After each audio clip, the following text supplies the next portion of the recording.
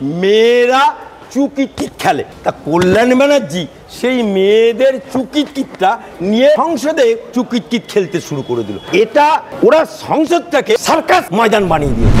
কল্যাণ ব্যানার্জি যদি বাপের বেটা হবে, তা উনি কোথা থেকে ডিগ্রিটা পেয়েছেন LLB, এটা পরিষ্কার করুন। আজকে যে কথাগুলো ওই মহুয়া মৈত্র বলছে সংসদের বুকে, এটা বাংলার লজ্জা।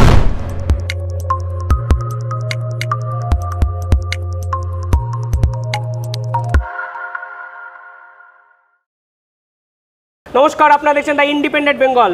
আমি শিবম। কাল সংসদে দাঁড়িয়ে কিছু সাংসদের যে আচরণ গোটা দেশবাসী দেখলো, তার নিঃসন্দেহে প্রশ্নচিহ্ন তুলে দেয়। মহুয়া মৈত্র থেকে কল্যাণ ব্যানার্জির যে আচরণ, তা কি শিক্ষিত সমাজের আচরণ? বিরোধীরা অলরেডি বলতে শুরু করেছেন ন্যাক্কারজনক, দুর্ভাগ্যজনক এবং যদি বলা হয় কোথাও গিয়ে অপরাধমূলকও। আমার সঙ্গে এই বিষয়ে কথা বলতে এই মুহূর্তে উপস্থিত আছেন আইনজীবী আলী আফজাল চাঁদ। প্রথমেই দ্য ইন্ডিপেন্ডেন্ট বেঙ্গলে স্বাগত।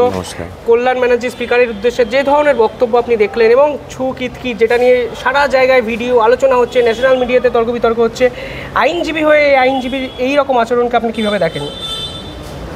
দেখুন, কল্যাণ ব্যানার্জি এই যে মালটা আবার যে শ্রীরামপুরের মানুষ ওকে পাঠালো, এই কল্যাণ ব্যানার্জি যখন আলালের ঘরে দুলাল অভিষেক ব্যানার্জি ভুয়ো 7 লক্ষ ভোটে জেতা, সে যখন দিল্লি থেকে ফিরে এলো এবং দিল্লি থেকে ফিরে এসে রাজ্যপালের কাছে যেখানে 144 ধারা অল টাইম, সেখানে এই অভিষেক ব্যানার্জি মঞ্চ বেঁধে ওখানে হুলালা গান করলো, এপাং ওপাং ধাপাং কবিতা হলো। ঠিক ওই জায়গাতে এই কল্যাণ ব্যানার্জি বলেছিল খিচ মেরা খটো খিচ, তারপরে কি বললো চু kit kit kit kit kit kit kit kit kit kit, এটা শুরু হলো ওই দিন থেকে। আজকে একটা বাংলায় কথা আছে, ঢেকি স্বর্গে গেলেও ধান ভাঙে।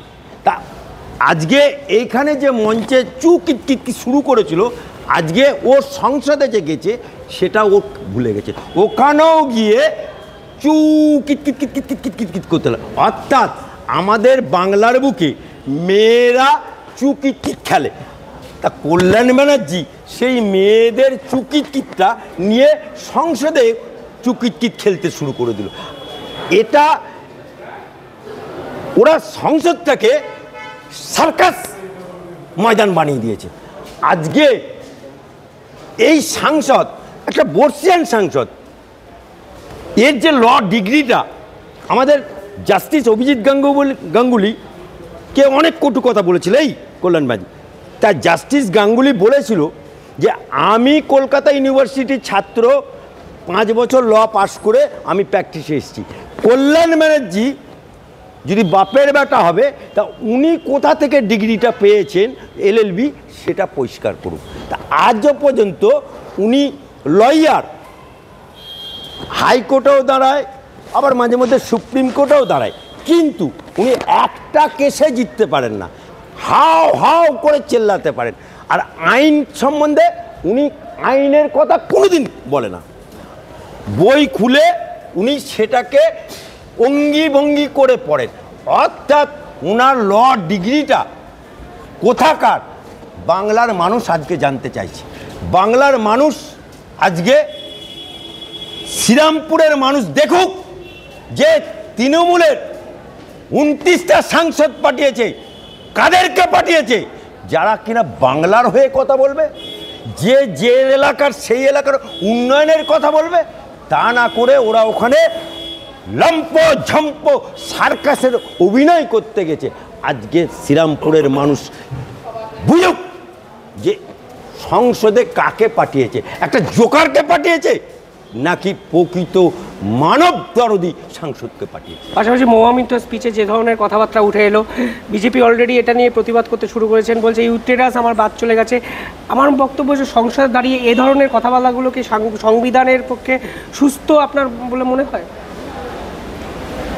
এই মহিলা সাংসদটাকে চুরির দায়ে, অন্য কিছু না, ভারতের সংবিধান অনুযায়ী উনি একটা কোম্পানির কাছ থেকে টাকা নিয়ে আরেকটা কোম্পানির কাছে উনি সংসদে বলার জন্য উনি ভ্যানিটি ব্যাগ নিয়েছিলেন, উনি মোবাইল ফোন নিয়েছিলেন, উনি জুতো নিয়েছিলেন, উনি গাল পালিশ নিয়েছিলেন, নেল পালিশ নিয়েছিলেন, এগুলো প্রমাণিত। আজকে যে সাংসদ নিজের দেশের সার্বভৌমত্বটাকে নষ্ট করে দিয়ে, যে সাংসদকে এথিক্স কমিটির নির্দেশে ওনাকে বার করে দেয়, সেই সাংসদ আবার মহুয়া মৈত্রকে ওই কৃষ্ণনগর থেকে নির্বাচিত করে পারে। ওই সাংসদ গিয়ে, একটা বাংলায় কথা আছে, চুলোর মুখ দিয়ে ছাই বেরোয়, চুলোর মুখ দিয়ে কোনো ভালো কথা বেরোয় না। তাই ওই সাংসদ, ওর চুরির স্বাদ আছে এবং সংসদের মধ্যে কোন জায়গায় কোন কথা বলতে হবে সে জ্ঞানটা ওরা হারিয়ে ফেলেছে। আজকে যে কথাগুলো ওই মহুয়া মৈত্র বলছে সংসদের বুকে, এটা বাংলার লজ্জা, এটা কৃষ্ণনগরের মানুষের লজ্জা এবং ভারতবর্ষের সংসদের গরিমা যে ছিল সে গরিমা নষ্ট হচ্ছে শুধুমাত্র তৃণমূলের এই সমস্ত সার্কাস পার্টির জোকারগুলো যাওয়ার জন্য। সংসদের প্রথম দুদিন যে ধরনের আলোচনা হলো বিরোধী ভার্সেস শাসকের, এইটা কি কতটা সংসদীয় আলোচনা? রাজীব গান্ধী হিন্দু ধর্মকে নিয়ে কিছু বললেন, পাল্টাও নরেন্দ্র মোদী বললেন, ইস্যুভিত্তিক আলোচনা ছেড়ে এই ধরনের আলোচনাগুলোকে আপনি কীভাবে দেখেন? দেখুন, একটা সাংসদ যখন অধিবেশন চলে তখন একটা রেমুনেশন পায় এবং ন্যাচারালি একটা সাংসদ মোটামুটি 5 লক্ষ টাকা মান্থলি, তার ফোন থেকে আরম্ভ করে বিভিন্ন ফেসিলিটি থেকে শুরু করে 5 লক্ষ। তা বাংলার বুক থেকে যে সাংসদগুলো পাঠানো হয়েছে তৃণমূলের এবং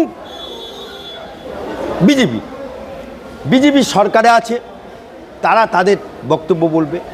বিরোধী পক্ষের 29টা সাংসদ বা বিরোধী দলনেতা রাহুল গান্ধী, সংসদে গঠনতন্ত্রমূলক আলোচনা হবে, সংসদে কংক্রিট আলোচনা হবে দেশের মানুষের জন্য, সমাজের মানুষের জন্য এবং যে যেখান থেকে নির্বাচিত সেই এলাকার মানুষের জন্য। কিন্তু আমরা এই যে সংসদ চলছে, এই যে সংসদ চলাকালীন যে কোটি কোটি টাকা খরচা হয় পার ডে এবং সাংসদদের যে ভাতা দেওয়া হয় একদিন সংসদে উপস্থিত থাকার জন্য, এগুলো তো জনগণের টাকা, এগুলো তো ভারতবর্ষের মানুষের টাকা, এগুলো তো আপনার আমার সকলের টাকা। তা সেই টাকাগুলো, দেশের টাকা, জনগণের টাকা, সমাজের টাকা, এই সাংসদরা যদি সেই জনগণের টাকা, দেশের টাকা, সমাজের টাকা লয়ছয় করে, এর থেকে লজ্জা আমাদের আর কি আছে? যে আমরা কাদেরকে পাঠাচ্ছি সংসদে? দেশের জন্য পাঠাচ্ছি, সমাজের জন্য পাঠাচ্ছি, মানুষের জন্য পাঠাচ্ছি না যে নিজেদের খালি একদল চিৎকার চেঁচামেচি করবে, তারপরে ওয়াকআউট করে বাইরে এসে প্ল্যাকেট দাঁড়িয়ে দিচ্ছি না, দেবো না, করছি না, করবো না, এই করার জন্য কি ওদেরকে পাঠিয়েছি? নিঃসন্দেহে ইস্যুভিত্তিক আলোচনা ছেড়ে শুধু চিৎকার চেঁচামেচির আলোচনায় সমাজ বদলাতে পারে না, সময় বদলাতে পারে না।